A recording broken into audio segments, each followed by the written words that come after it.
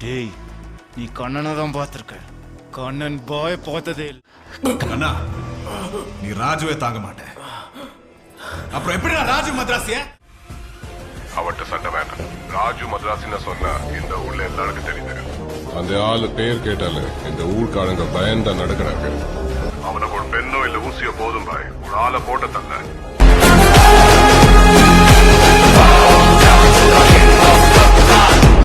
யார வேணாலும் விருந்து கூப்பிடலாம் மரணத்தை தவிர